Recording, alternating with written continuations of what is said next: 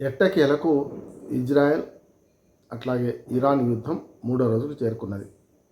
ఇప్పటికే మొదటి రోజు నుంచి మొదలుకొని దాడులు వరుసగా ఇరాన్ మీద దాడి చేయడం, ఇరాన్ కూడా ప్రతీకార చర్యలో భాగంగా ఇజ్రాయెల్ మీద దాడి చేయడం, ఈ రెండు జరుగుతున్నాయి. జరిగే క్రమంలో మొదటి దాడుల్లో పెద్ద ఎత్తున అణుస్థావరాలు ఉన్నాయి, లేకుంటే అణుబాంబు తయారు చేయడం, యూరేనియం నిల్వలు ఉన్నాయి అనే చోట పెద్ద ఎత్తున దాడి చేయడం జరిగింది. 9 మంది సైంటిస్టులను చంపేశారు. 9 చోట్ల ఇరాన్లో విధ్వంసం సృష్టించారు ఇజ్రాయెల్ వాళ్ళు. అప్పుడు ఇజ్రాయెల్ దాడిలో ప్రతీకార చర్యలుగా ఇరాన్ కూడా పెద్ద ఎత్తున ఇటుపక్కన ఇజ్రాయెల్ మీద దాడులు చేయడం, ఇజ్రాయెల్లో కూడా పసిపిల్లలతో సహా చాలామంది చనిపోవడం, పెద్ద ఎత్తున విధ్వంసం ఇటుపక్క జరిగింది. కానీ అసలు విధ్వంసం పెద్దది ఏంటంటే గత 10-12 ఏళ్ళుగా కూడగట్టుకున్న అణుస్థావరాలు, అణు బాంబుకు సంబంధించిన అన్నీ కూడా నాశనం కావడం, పెద్ద పెద్ద సైంటిస్టులు చనిపోవడం, ముఖ్యమైన అసలు ఖొమైనీకి అధ్యక్షుడికే పెద్ద ఎత్తున ఎసరు రావడం, ఆయన బంకర్లు దాక్కోవడం, బంకర్లు ఛేదించే ఇజ్రాయెల్ బాంబులు కూడా ఇప్పుడు అక్కడ పడుతున్నాయి. ఈ దేశంలో కొత్తగా ఆరోపణ ఏంటంటే ఈ నెతన్యాహు, ఇజ్రాయెల్ అధ్యక్షుడు నెతన్యాహు ఏమంటున్నాడంటే అమెరికా అధ్యక్షుడు ట్రంప్ను టార్గెట్ చేసుకొని చంపడానికి కుట్రమనింది ఇరాను, అందుకని మేము ఊరుకోవడం లేదు. ట్రంప్ మీద ఏమిటి, ట్రంప్ సమర్థవంత నాయకుడు, ప్రపంచంలో ఇవాళ ఉండదగ్గ నాయకుడు, ఆయనను చంపేస్తే ఏముంటుంది, సమస్య లేదు, ఇరాన్కు సరైన బుద్ధి చెప్తామని నెతన్యాహు ప్రకటనతో ఇవాళ కొత్త కోణం సంతరించుకున్నది. దీనిలో ఇప్పటివరకు అయితే మన అమెరికాకు సంబంధించిన అమెరికాకు అట్లా వెస్ట్రన్ కంట్రీస్ ఏవైతే ఉన్నాయో అందులో ముఖ్యంగా ఏంటంటే యూరోపియన్ యూనియన్ల కంట్రీస్ ఉన్నాయో, ఫ్రాన్స్ కానీ, జర్మనీ కానీ, జపాన్ కానీ, బ్రిటన్ కానీ, ఈ దేశాలన్నీ కూడా అమెరికా వైపు ఉన్న దేశాలన్నీ కూడా ఇజ్రాయెల్ని సమర్థిస్తున్నాయి. ఒక దేశంలో చైనా, రష్యా వేరుగా ఉన్నా అది ఇరాన్ను సమర్థించే క్రమంలో ఉన్నా కూడా ఇవాళ G7 దేశాలు కూడా పెద్ద ఎత్తున ఇజ్రాయెల్ని సమర్థిస్తూ ఇరాన్ని విమర్శించే ప్రయత్నం చేసినాయి అంటున్నారు. రేపు G7 దేశాల సమావేశం ఉన్నది. అందులో మన మోడీ గారు కూడా పోయారు, కానీ G7లో లేరు. మనకు వేరుగా ఆహ్వానం అందిన మనం పోయినాం.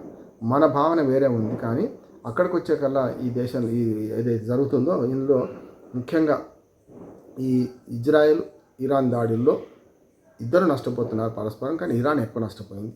ఇవాళ ఈ ట్రంప్ను చంపే ఆలోచన ఉంది అని చెప్పడంతో మరింత ఇది ఒక రకంగా చెప్పాలంటే వెలుగులోకి వచ్చింది. ఈ ఇజ్రాయెల్ అధినేత ఏదైతే నెతన్యాహు అన్నది కరెక్టా, నిజమేనా అనే ఆలోచన రావాలి. ఈ యుద్ధ సమయంలో అబద్ధాలు, సత్యాలు అసత్యాలు అన్నీ కూడా బయటపడితే కనుక, వెలుగులోకి వస్తే కనుక అర్ధసత్యమా, అసలు నిజందా, సత్యమేనా అనే మాట మనం ఇప్పుడు చెప్పలేము. కానీ ఒకటి మాత్రం నిజమైందంటే ఇవాళ ఇజ్రాయెల్, ఇరాన్ రెండు కూడా మనకు ఒక రకంగా మిత్ర దేశాలే. ఇరాన్తోనేమో మన చమురు సంబంధంతో పాటు డైరెక్ట్గా మన పక్క నుంచి అంటే ఆఫ్ఘనిస్తాన్ కానీ పాకిస్తాన్ రాని పరిస్థితి ఉంటే డైరెక్ట్గా మనం సముద్ర మార్గంలో తెచ్చుకోవడానికి అక్కడ ఒక పోర్టును కూడా మనం అభివృద్ధి చేసుకున్నాం. ఇరాన్తో మనకు 2-3 రకాలు, అసలు అంతేందుకు ఇరానీ ఛాయ్ అంటాం, అంటే సాంస్కృతిక రాజకీయ సంబంధాలు కూడా ఉన్నాయి. అఖండ భారత్లో ఒక రకంగా చూసుకుంటే ఆఫ్ఘనిస్తాన్ దాకా గాంధారీ దేశం, కాందహార్ మనదే కనుక ఆ పక్కనున్న అక్కడి నుంచే మనకు వలసలు వచ్చి మొగలాయిలు కానీ ఇరాన్ నుంచి వచ్చారు కదా. అట్లా చూసుకుంటే సాంస్కృతికంగా, రాజకీయంగా, చారిత్రకంగా మనకు అనుబంధం ఉంది. సింపుల్గా చెప్పాలంటే ఇరానీ ఛాయ్ మనం చూస్తున్నాం కనుక ఇట్లా చూసుకుంటే ఇరాన్తో సత్సంబంధాలు ఉన్నాయి. మనకు వాళ్ళతో సత్సంబంధాలు మంచిగానే కొనసాగుతున్నాయి. దాంతోపాటు ఇజ్రాయెల్తో కూడా మంచి సంబంధాలు ఉన్నాయి. ఎంత సంబంధాలు ఉన్నాయంటే ఒకనాటి కాలంలో పాలస్తీనా అధ్యక్షుడు యాసర్ అరాఫాత్ను ఆహ్వానించిన ఇజ్రాయెల్ కూడా మన స్నేహభావంతో చూస్తున్నాం. ముఖ్యంగా ఈ మోడీ ప్రభుత్వం వచ్చినాక మరింత ఇజ్రాయెల్తో సంబంధాలు పెంచుకున్నాం. దానిలో భాగంగా అక్కడి నుంచి వ్యవసాయ ఉత్పత్తులు, వ్యవసాయం చేసుకుంటున్నాం, పెగాసిస్ లాంటి నిఘా వ్యవస్థలు మనం చేసుకుంటున్నాం. రకరకాలుగా ఇజ్రాయెల్తో కూడా మన మంచి సంబంధాలు కలిగి ఉన్నాం. అంతేందుకు ఈ మధ్యన ఆపరేషన్ సింధూర్లో పాకిస్తాన్తో యుద్ధం జరిగే క్రమంలో పాకిస్తాన్ను విమర్శిస్తూ మనకు మద్దతుగా నిలిచిన ఏకైక దేశం గట్టిగా టర్కీ పాకిస్తాన్కి ఎట్లా నిలిచిందో ఇజ్రాయెల్ మన వైపు నిలిచింది. అది గొప్పది అంటున్నాడు. అమెరికానేమో సన్నాయి నొక్కులు నొక్కింది, రష్యానేమో కొంచెం ఆగి చెప్పింది, అంటే చైనానేమో పరోక్షంగా పాకిస్తాన్కి మద్దతు చేస్తూ ప్రత్యక్ష యుద్ధం దిగలేదు. ఇవన్నీ చూసుకుంటే ఇజ్రాయెల్ కూడా మన మిత్ర దేశమే. ఈ రెండు దేశాల పోరాటంలో మనదైన రీతిలో మనం స్పందించాలంటే ఇద్దరు యుద్ధం చాలించమని కోరుతున్నాం. కానీ అమెరికా సామ్రాజ్యవాదం ఏం చేస్తుందంటే ఈ యుద్ధాన్ని కూడా, అంటే ఇజ్రాయెల్ ఇరాన్ మీద దాడి చేయాలని కోరుకుంటుంది. అట్లాగాక అణు శక్తిని వాడు సంతరించుకుంటే అది తీవ్రవాదుల చేతిలో పడితేమో, హమాస్ చేతిలో పడితే ఇజ్రాయెల్ ప్రమాదం.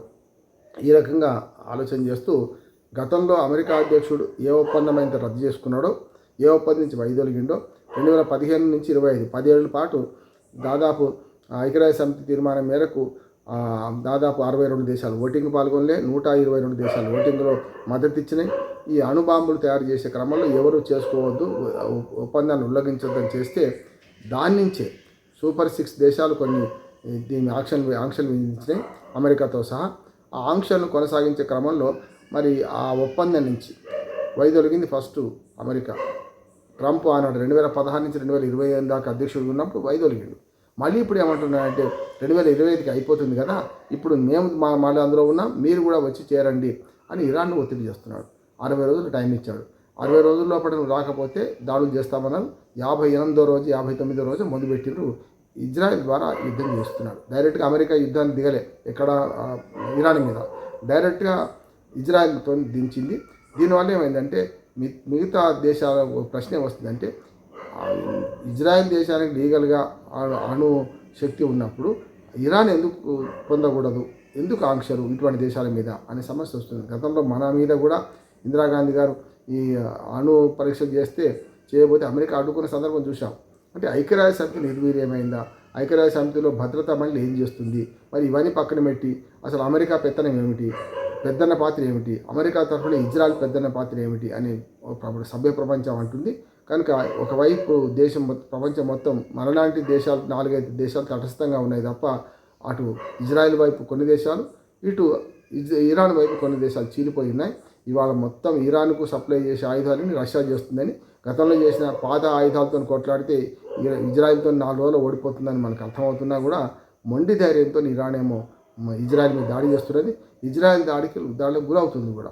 అంటే యుద్ధం ఆగాలని మనం కోరుకోవాలి. ఇప్పుడు ఏమైందంటే పోరు నష్టం పొందు లాభం అన్నట్టు ఈ 2 దేశాలే కాదు, ఉక్రెయిన్ రష్యా యుద్ధంలో కానీ, హమాస్ ఇజ్రాయెల్ యుద్ధం కానీ, పాలస్తీనా ఇజ్రాయెల్ యుద్ధం కానీ, ఇప్పుడు 4వ యుద్ధం ఏదో ఇజ్రాయెల్ ఇరాన్ యుద్ధం కానీ పోరు నష్టం పొందు లాభం కనుక సామాన్య ప్రజలు నష్టపోతున్నారు. ఏదైనా మన భారతదేశం కోరుతుంది ఏంటంటే మనకి ఇద్దరు మిత్రులే కనుక ఇద్దరు కొట్లాడుకోకుండా ఉండాలి, సామరస్యపూర్వకంగా పరిష్కారం చేసుకోవాలంటున్నాం. ఇప్పటికి కొంచెం ఇరాన్ దిగి వచ్చింది, అనుభవానికి వస్తే తత్వం బోధపడ్డది కనుక సైంటిస్టులు పోయారు. ఆఖరికి ఖుమైనీ ప్రాణానికే ముప్పు వచ్చింది కనుక మేము రాజీకి సిద్ధము అని అంటున్నారు.